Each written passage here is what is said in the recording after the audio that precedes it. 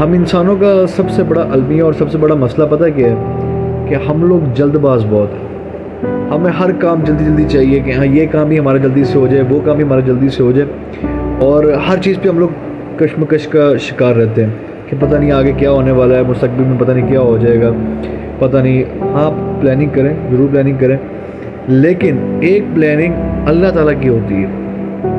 ایک پلاننگ اس کی ہوتی ہے جس نے آپ کو اس دنیا میں بھیجا ہے اور ایک مقصد کے تحت آپ کو اس دنیا میں بھیجا ہے, اور اس کی پلاننگ کو آپ نہیں سمجھ سکتے.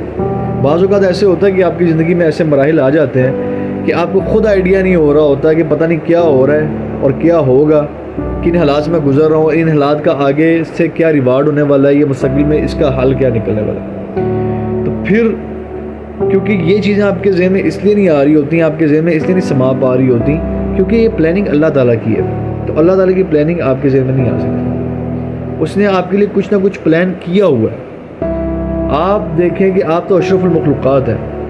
یہاں پہ اس دنیا میں جو چونٹی بھی آئی ہے نا, اللہ نے اس کی زندگی کا بھی پلان کیا ہوا ہے کہ اس نے کتنا اناج کھانا ہے, اس کو اناج کہاں کہاں سے ملنا ہے, اور کتنی زندگی اس کی ہے, اور کتنی زندگی گزار کے اس نے اس دنیا سے چلے جانا ہے. یہ اللہ تعالیٰ نے ایک چونٹی تک کا بھی اللہ تعالیٰ نے پلان کیا ہوا ہے.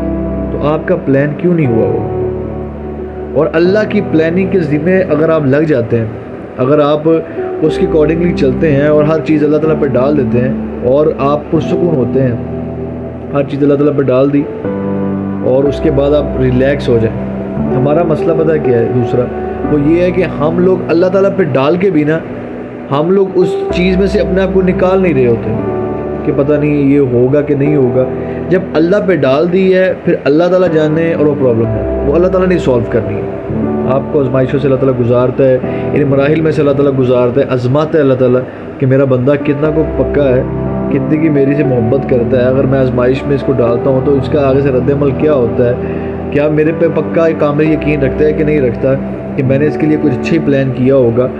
تو اللہ تعالیٰ جب اس چیز میں سے آزماتا ہے اور آپ اللہ تعالیٰ کی پلاننگ کے اکارڈنگلی چل رہے ہوتے ہیں, تو پھر اللہ تعالیٰ آپ کے لیے چیزوں کی نیچر کو بدل دے گا. یہ میرے الفاظ لکھ لیں, ان الفاظ پہ غور کریں کہ جب آپ اللہ تعالیٰ پر کامل ایمان لے آئیں گے, جب آپ ہر چیز کو اللہ تعالیٰ کے سپرد کر دیں گے, تو یقین جانیں اللہ رب العالمین آپ کے لیے ہر چیز کی فطرت ہی بدل دے گا. آپ حضرت ابراہیم علیہ السلام کا واقعہ آپ نے پڑھا سنا کہ آپ کو آگ میں پھینکنے لگے, فرشتے آ گئے آپ کے پاس اور آ کے انہوں نے کہا کہ ہم بارش نازل کر دیتے ہیں اور یہ اس آگ کو بجھا دیتے ہیں.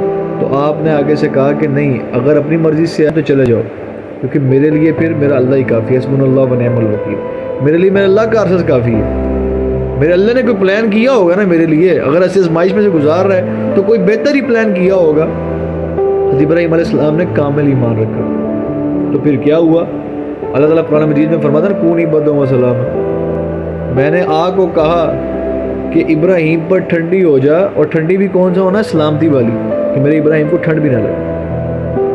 اللہ تعالیٰ نے آگ کی فطرت بدل دی. آگ کی اللہ کی فطرت جلا دیتی ہے وہ, لیکن یہاں پر جب کامل ایمان آپ لے کر آتے ہیں اللہ تعالیٰ کی پلاننگ کے اوپر, اللہ تعالیٰ کی ذات کے اوپر, کہ میرا اللہ جو کرے گا وہ بہتر ہوگا, تو پھر اللہ تعالیٰ چیزوں کی فطرت بدل دیتا ہے. ابراہیم علیہ السلام اسماعیل علیہ السلام کی گردن میں چھری چلانے لگے تھے نا, تو چھری کی تو فطرت ہے کاٹ دینا, لیکن ابراہیم کو جب آزمائی سے گزار رہے ہیں تو حکم آ گیا کہ اسماعیل کی گردن پہ نہیں چلنا. تو فطرت بدل دی اللہ تعالیٰ نے. گردن وہی چھری جو جنت سے آیا ہوا جانور تھا اس کی گردن پہ چل گئی ہے, وہی چھری ہے, لیکن اسماعیل کی گردن پہ نہیں چلی. اللہ تعالیٰ پر ایمان تو لے کر آؤ, کامل یقین لے کر آؤ, اور ہر چیز کا ایک ٹائم طے ہے. آپ کے اگر اس ٹائم کے اکارڈنگلی آپ چل رہے ہو نا, تو وہ چیزیں آپ کے لیے بڑی اچھی رہتی ہیں, مفید رہتی ہیں. بعض اوقات یہ ہوتا ہے کہ انسان ضد کر لیتا ہے, ضد لگا لیتا ہے کہ نہیں مجھے چاہیے, تو اللہ تعالیٰ دے دیتا ہے آپ کو. کہتے ہیں نا کہ دعائیں جو ہیں وہ تقدیر بدل دیتی ہیں. وہ یہی ہے کہ جب آپ اللہ تعالیٰ سے ضد لگا لیتے ہیں, آپ اس کے لیے تگو کرتے ہیں, تو وہ پھر کہتا ہے کہ اس کو دے دو.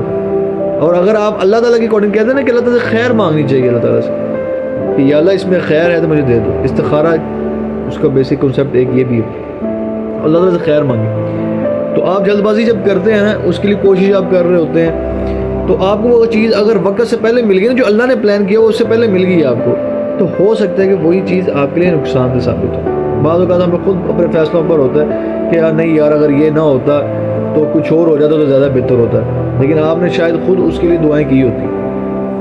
تو اگر آپ اللہ کے پلان کے اکارڈنگلی چل رہے ہو نا، تو وہ چیزیں آپ کے لیے بڑی ہی مفید اور فائدہ مند ثابت ہو جاتی ہیں۔ آپ دیکھیں، میں دنیاوی اگزامپل آپ کو دیتا ہوں بڑے مزے کی ایک، کہ دیکھیں ماں باپ ایک پلان کرتے ہیں اپنے بچے کے لیے کہ میں نے اپنے بیٹے کو بائک دینی ہے، وہ تب دوں گا جب یہ فرسٹ ایئر میں ہو جائے گا، کالج میں پہنچ جائے گا، تھوڑا سا میچور ہو گیا ہوگا، تھوڑا سا دماغ اس کے سیٹ ہو گیا ہوگا، تھوڑا امیچورٹی میں تھوڑا سا بہتر ہو گیا ہوگا، جو ٹین ایج ہے اس کے اس لیول پہ پہنچ گیا ہوگا کہ جہاں پہ تھوڑا سا یہ اچھے برے کی تمیز کو سیکھ رہا ہوگا۔ لیکن اب یہ وہ اس لحاظ سے سوچ رہے ہیں کہ وہ پلان کر رہے ہیں کہ اس کے لیے مفید ہے کہ اس کو بائک جو ہے وہ تب دی جائے جب تھوڑا سا یہ سیانا ہو گیا ہو۔ لیکن اب بچہ ضد کرتا ہے کہ نہیں جی، وہ میٹرک میں ہے یا 8th کلاس میں ہی بچہ ہے، تو وہ ضد کرتا ہے نہیں مجھے ابھی بائک لے کر دے، مجھے ابھی بائک چاہیے۔ اب ضد لگائی ہوئی ہے بچے نے، اور ماں باپ اس کی ضد کے آگے ہار مان گئے، وہ کہتے ہیں اچھا دے دو یار اس کو بائک دے دو۔ اب بچے نے وہ بائک بھگائے گا کیونکہ اس کو ٹریفک رولز بھی نہیں پتہ، نہ اس کو بھی بہتر طریقے سے پتہ ہے کہ اس کو میں تیز چلاؤں گا تو نقصان ہو سکتا ہے۔ ابھی وہ ان چیزوں کو نہیں جان رہا، جو وہ جان سکتا ہے تب جب وہ کالج لائف میں ہوگا، تو تھوڑا سا بہتر ہو گیا ہوگا اس لیول سے۔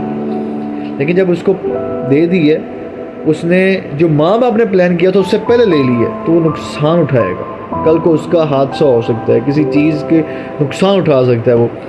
تو آپ اگر پلاننگ کے اکارڈنگلی چل رہے ہو نا، بڑوں کی پلاننگ کے، اللہ تعالیٰ سب سے بڑا ہے، اللہ رب العالمین، اللہ اکبر کی صدائیں ہم روز بلند کرتے ہیں، اللہ سب سے بڑا ہے۔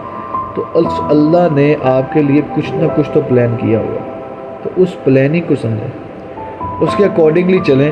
آپ کے لیے یہ رزق، پریشان نہ ہو، اللہ نے آپ کا رزق لکھا ہوا ہے، اور اگر کوئی چیز آپ کے نصیب میں لکھ دی گئی ہے نا کہ فلاں بندے نے اتنا کمانا ہے، یا فلاں بندے نے باہر کے ملک اس کا نصیب لکھا ہوا ہے، تو ساری دنیا بھی روکنے پہ لگی ہوگی نا، تو اللہ تعالیٰ خود اس کے راستے کھول دے گا۔ اور اگر کوئی کام آپ کے ذمہ نہیں ہے نا، اللہ نے نہیں لکھا، نہیں پلان کیا، تو پھر کیا ہے، آپ ساری دنیا کی سفارشیں کر لیں، آپ جتنے مرضی پیسے خرچ کر لیں، جو مرضی آپ کوششیں کر لیں، جو مرضی آپ کوششیں کر لیں، وہ آپ کے لیے نہیں ہے چیز۔ اللہ کی پلاننگ کو سمجھیں۔ اور دوسری چیز، قرآن پاک میں اللہ تعالیٰ فرماتا ہے کہ ایک پلاننگ تم لوگ کرتے ہو، ایک پلاننگ میں کرتا ہوں، اور میں بہتر پلاننگ کرنے والا ہوں۔ تو اللہ تعالیٰ پر ایمان لے کر آؤ، اللہ تعالیٰ پر کامل ایمان لے کر آئیں، ان کی چیزوں پر آپ سوال نہ اٹھائیں، پریشان نہ ہو جائیں۔ یار ہر چیز اللہ تعالیٰ کے ہاتھ میں، دعا کرنے سے کاوش کریں، کوشش کریں، اور اللہ تعالیٰ سے دعا مانگیں، اور اللہ تعالیٰ سے دعا کیا، خیر مانگیں اللہ تعالیٰ سے۔ اس دعا کے اندر اللہ تعالیٰ یہی کہے کہ یا اللہ تیری رضا اس میں شامل ہے، تو مجھے یہ چیز دے دے، اور اگر تیرے نزدیک یہ چیز بہتر نہیں ہے تو مجھے اس کا متبادل دے دے۔ استخارہ کریں، خیر اللہ تعالیٰ سے مانگیں، اللہ تعالیٰ سے خیر کا سوال کریں۔ اور ایک اور آخری بات وہ یہ ہے کہ اللہ تعالیٰ کہتا ہے نا کہ اے ابن آدم، ایک تیری چاہت ایک میری چاہت ہے، پر ہوگا وہی جو میری چاہت ہے، اور اگر تو اس کے پیچھے بھاگ گیا جو تیری چاہت ہے، تو پھر میں تجھے تھکا دوں گا اس میں جو تیری چاہت ہے، اور اگر تو سپرد کر دے اس کے کہ جو میری چاہت ہے، تو پھر تجھے وہ بھی دے دوں گا جو تیری چاہت ہے۔ اللہ تعالیٰ کی چاہت میں، اللہ تعالیٰ کی رضا میں راضی ہونا سیکھیں، شکر ادا کریں ہر حال میں اللہ تعالیٰ کا۔ لئن شکرتم لازیدنکم، جتنا شکر کرو گے اتنا ملے گا۔ اللہ تعالیٰ کی پلاننگ پہ راضی ہونا سیکھیں، ہر چیز اللہ تعالیٰ نے پلان کی ہوئی ہے آپ کے لیے، کبھی گھبرائیں نہ۔ اللہ تعالیٰ نے آپ کو کبھی اکیلا نہیں چھوڑا، وہ کہتا ہے جب جب مجھے پکارو گے میں تب تب سنوں گا، ٹھیک ہے۔ کہیں نہیں لکھا کہ کوئی بہت تجدد گزار تو اس کی بات ہی سننی، بہت گناہ گار سے گناہ گار بھی اللہ کو سچے دل سے جب پکارتا ہے تو اللہ اس کی پکار کا جواب دیتا ہے، اللہ اس کی پکار کو سنتا ہے۔ تو معمول بنائیں اللہ تعالیٰ کے ساتھ تنہائی میں بیٹھ کے سرگوشیاں کریں، اللہ تعالیٰ سے باتیں کریں، اپنے مسئلے مسائل اللہ تعالیٰ سے ڈسکس کریں، اللہ تعالیٰ کے آگے روئیں، اللہ تعالیٰ کے آگے گر گڑائیں۔ لوگوں کے آگے روئیں گے، آپ کل کو مذاق بھی بنائیں گے لوگ آپ کا، تو اللہ تعالیٰ سے لو لگائیں، اللہ تعالیٰ